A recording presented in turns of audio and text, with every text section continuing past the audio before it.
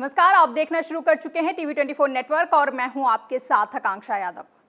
केंद्र में पीएम मोदी की सरकार ने एक बहुत ही बड़ा फैसला लिया है और ऐलान कर दिया है कि जातिगत जनगणना अब मोदी सरकार करवाएगी। दरअसल एक कैबिनेट बैठक बुलाई गई थी जिसमें माना जा रहा था कि जम्मू कश्मीर के पहलगाम में हुए हमले को लेकर भारत सरकार पाकिस्तान के खिलाफ चल रहे टकराव की स्थिति पर चर्चा करेगी, कोई बड़े फैसले लिए जाएंगे। लेकिन जब कैबिनेट की बैठक हुई और उसके बाद केंद्रीय मंत्री अश्विनी वैष्णव ने राजनीतिक मामलों पर कैबिनेट कमेटी की बैठक में लिए गए सरकार के इस फैसले की जानकारी देते हुए बताया कि जातियों की गिनती जनगणना के साथ की जाएगी। अश्विनी वैष्णव ने कहा कि जनगणना केंद्र का विषय है और अब तक कुछ राज्यों में किए गए जातिगत सर्वे पारदर्शी नहीं थे। यानी कि कहा जा सकता है कि पीएम मोदी की सरकार विपक्ष के दबाव में आ गई है और पीएम मोदी की सरकार कांग्रेस सांसद राहुल गांधी की मांग के आगे झुक गई है। दरअसल कांग्रेस सांसद राहुल गांधी लगातार जाति जनगणना को लेकर मांग कर रहे थे, जिसके बाद केंद्र सरकार की ओर से जाति जनगणना को लेकर बड़ा फैसला लिया गया। जिसके बाद अब सवाल ये उठ रहा है कि अब तक जातिगत जनगणना से कतरा रही मोदी सरकार इसके लिए राजी क्यों हो गई है। कांग्रेस, समाजवादी पार्टी और राष्ट्रीय जनता दल समेत कई विपक्षी दल लगातार देश में जाति जनगणना की मांग कर रहे थे। पिछले महीने गुजरात में कांग्रेस के 2 दिवसीय सम्मेलन में कांग्रेस सांसद राहुल गांधी ने जाति जनगणना का मुद्दा उठाते हुए कहा था कि ये सबको पता होना चाहिए कि देश में कितने दलित, पिछड़े, आदिवासी और अल्पसंख्यक और गरीब समान वर्ग के लोग हैं।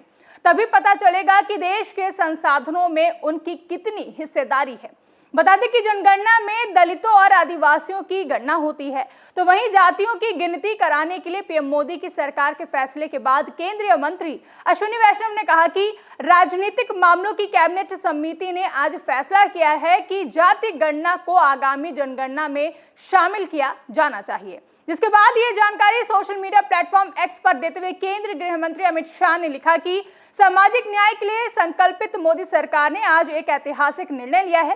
प्रधानमंत्री नरेंद्र मोदी के नेतृत्व में आज हुई सीसीपीए की बैठक में आगामी जनगणना में जातिगत गणना को शामिल करने का निर्णय लेकर सामाजिक समानता और हर वर्ग के अधिकारों के प्रति मजबूत प्रतिबद्धता का संदेश दिया गया है। कांग्रेस और उनके सहयोगी दलों ने दशकों तक सत्ता में रहते हुए जातिगत जनगणना का विरोध किया और विपक्ष में रहते हुए इस पर राजनीति की। इस निर्णय से आर्थिक और सामाजिक रूप से पिछड़े सभी वर्गों का सशक्तिकरण होगा, समावेशन को बढ़ावा मिलेगा और ये वंचितों की प्रगति के नए मार्ग प्रशस्त करेगा। तो वहीं केंद्र कैबिनेट द्वारा जाति जनगणना को राष्ट्रीय जनगणना में शामिल किए जाने की घोषणा पर केंद्रीय मंत्री चिराग पासवान ने कहा कि ये एक ऐतिहासिक फैसला है जिसके लिए मैं प्रधानमंत्री मोदी का आभार व्यक्त करता हूं। मुझे लगता है कि हमारी एक जो लंबे समय से इच्छा और मांग थी, आज हर देशवासी की उस इच्छा को प्रधानमंत्री मोदी ने पूरा करने का कार्य किया है। आज एक बार फिर से साबित हो गया है कि हमारी सरकार हर उस फैसले को लेगी जो जनता के हित में हो, गरीबों के हित में हो। एक और जहां सत्ता पक्ष कह रहा है कि आगामी जनगणना में जातिगत गणना को शामिल करने का निर्णय लेकर सामाजिक समानता और हर वर्ग के अधिकारों के प्रति मजबूत प्रतिबद्धता का संदेश दिया गया है और हमारी सरकार हर उस फैसले को लेगी जो जनता के हित में हो, गरीबों के हित में हो। तो वहीं दूसरी ओर कांग्रेस इसे बड़ी जीत के रूप में देख रही है, जिसके चलते कांग्रेस के राष्ट्रीय अध्यक्ष मल्लिकार्जुन खड़गे ने जाति जनगणना को राष्ट्रीय जनगणना में शामिल किए जाने पर एक्स पर लिखा कि भारतीय राष्ट्रीय कांग्रेस ने लगातार जातिगत जनगणना की मांग उठाई थी, जिसके सबसे मुखर पक्षधर राहुल गांधी रहे।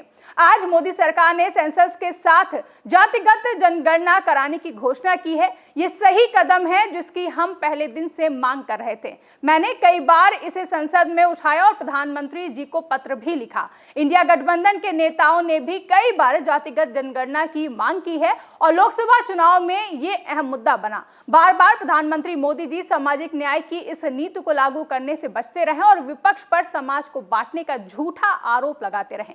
जातिगत जनगणना के अभाव में सार्थक सामाजिक न्याय और सशक्तिकरण कार्यक्रमों का क्रियान्वयन अधूरा है। इसलिए ये सभी वर्गों के लिए जरूरी है। जनगणना के लिए इस साल के बजट में भी केवल 575 करोड़ का आवंटन है। इसलिए ये सवाल मुनासिब है कि सरकार इसको कैसे और कब पूरा करेगी। कांग्रेस पार्टी ये मांग करती है कि मोदी सरकार जल्द से जल्द बजट का प्रावधान कर जनगणना और जातिगत जनगणना का काम पूरी पारदर्शिता के साथ चालू करे। जातिगत जनगणना जरूरी है, हिस्सेदारी न्याय के बिना सबकी प्रगति अधूरी है। तो वहीं लोकसभा में विपक्ष के नेता और कांग्रेस सांसद राहुल गांधी ने जाति जनगणना को राष्ट्रीय जनगणना में शामिल किए जाने पर कहा कि हम इसको पूरी तरह से समर्थन करते हैं, लेकिन हम जानना चाहते हैं कि ये कब तक होगा।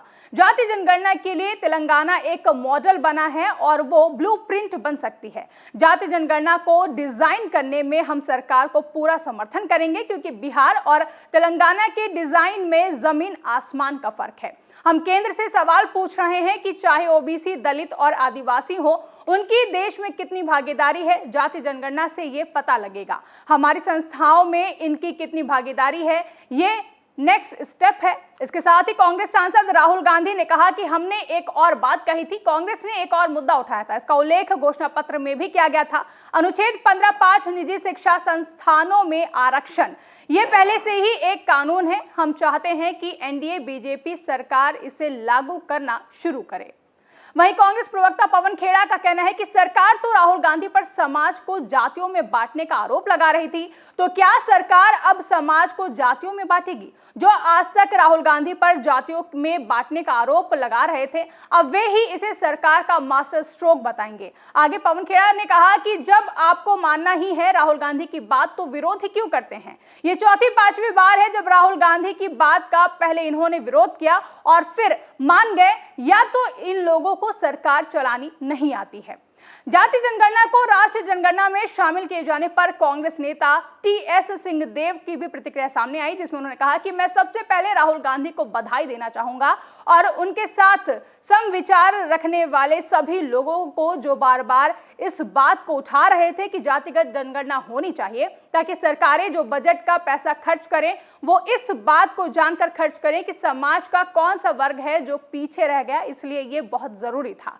ये किन कारणों से पीछे रह जा रहा है, ये सब बिना जनगणना के पता ही नहीं चलेगा। मैं संतोष है कि अंततः न्याय की जीत हुई है। देश को इस निर्णय के बाद सही परिणाम मिलेगा। जबकि आरजेडी नेता तेजस्वी यादव ने कहा कि ये हम लोग की 30 वर्ष पुरानी मांग रही है और ये हमारे पूर्वजों तथा समाजवादियों की जीत है और लालू जी की जीत है। पूर्व में हम बिहार के दल को लेकर पीएम से मिलने गए थे, लेकिन तब पीएम ने इसे मना कर दिया था। लेकिन आज हम लोग की ताकत देखिए और समाजवादियों की ताकत देखिए कि इनको हमारे ही एजेंडे पर काम करना पड़ रहा है। तो अब हमारी अगली लड़ाई देश के विधानसभा चुनावों में हमारी मांग रहेगी कि पिछड़ों और अति पिछड़ों के लिए भी जैसे दलित और आदिवासियों भाइयों के लिए आरक्षित सीटें हैं, उसी प्रकार से पिछड़ों और अति पिछड़ों का भी आरक्षित सीटें हों। वहीं आरजेडी नेता मनोज कुमार झा ने कहा कि जाति जनगणना को लेकर आज वही बात सच हुई जो लालू जी के साथ साथ उस दौर में जो तमाम लोग कह रहे थे, आज उनकी परिणति हुई है। बहुजन सरोकारों की जीत हुई है। अब सरकार से आग्रह होगा, इसको उपकरण की तरह इस्तेमाल मत कीजिए। आंकड़े लाएं और आंकड़ों के आधार पर प्रतिनिधित्व, हिस्सेदारी, भागीदारी सुनिश्चित कीजिए।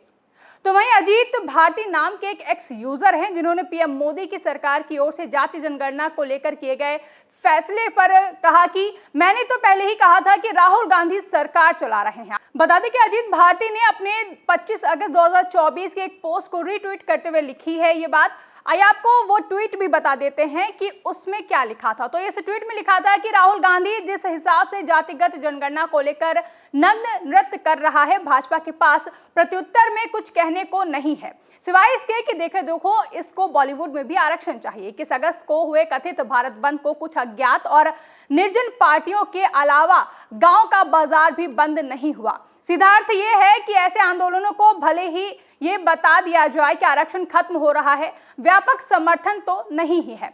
भाजपा को इस पर स्पष्ट रूप से बाहर आकर कहना चाहिए कि संविधान में जो प्रावधान है उतना आरक्षण बना रहेगा, पर जातिगत जनगणना यदि हुई तो सबसे पिछड़ी जातियों को उसका अधिकार दिलाने के लिए ये भी देखा जाएगा कि किस जाति को गैर अनुपातिक प्रतिनिधित्व मिला हुआ है, या फिर इन्हें ये मानकर चलना चाहिए कि राहुल गांधी के इस नैरेटिव को उतना समर्थन नहीं है, इसलिए आने वाले चुनावों में इस जनगणना को जन विरोधी, हिंदुओं में दरार उत्पन्न करने वाली योजना कहकर सिरे से नकार देना चाहिए। समाचार आ रहे हैं कि जाति का आंकड़ा लाने पर सरकार विचार कर रही है, तो ये आंकड़ा भी ले आइए कि किसी परिवार में कितनी पीढ़ी से आरक्षण का लाभ मिल रहा है। जब तक ऐसे आंकड़े लाकर उस पर पूरा विमर्श नहीं बनेगा, नए षड्यंत्र होते रहेंगे। नहीं तो राहुल गांधी भले ही लाल किले पर झंडा ना फहरा रहे हो, पर बिल और योजनाएं तो उसकी ही इच्छा से पास होते दिख रहे हैं। साफ है कि जाति जनगणना पर सरकार के फैसले को लेकर राहुल गांधी की एक बड़ी जीत के तौर पर देखा जा रहा है। इस बीच राजनीतिक हलकों में ये सवाल जोरों से पूछा जा रहा है कि जिस मोदी सरकार ने जाति जनगणना से इनकार कर दिया था, उसके सामने ऐसी क्या मजबूरी आ गई है कि वो जनगणना में जातियों की गिनती कराने के लिए राजी हो गई है। तो इसे लेकर कहा जा रहा है कि केंद्र में पीएम मोदी की सरकार ने जब जाति जनगणना से इनकार किया तो विपक्ष ने इसे पूरे देश में मुद्दा बना दिया। इस बीच बिहार और कर्नाटक ने अपने अपने तरीके से जो जाति सर्वे करवाया है, उससे पता चला कि पिछड़ी और अति पिछड़ी जातियों की कितनी आबादी है और उस हिसाब से राजनीति में उनकी कितनी हिस्सेदारी बन सकती है। अब मजबूरी में पीएम मोदी की सरकार को जाति जनगणना कराने का फैसला लेना पड़ा है, जो कि कांग्रेस सांसद राहुल गांधी की बड़ी जीत के रूप में देखा जा रहा है। और कहा जा रहा है कि आखिर पीएम मोदी की सरकार को कांग्रेस सांसद राहुल गांधी की मांग के आगे झुकना ही पड़ा है। फिलहाल के लिए इस रिपोर्ट में बस इतना ही। इस रिपोर्ट को लेकर आपका क्या कहना है, कमेंट करके हमें जरूर बताएं। साथ ही ऐसी ही तमाम बड़ी खबरों के लिए आप बने रहे TV24 नेटवर्क के साथ।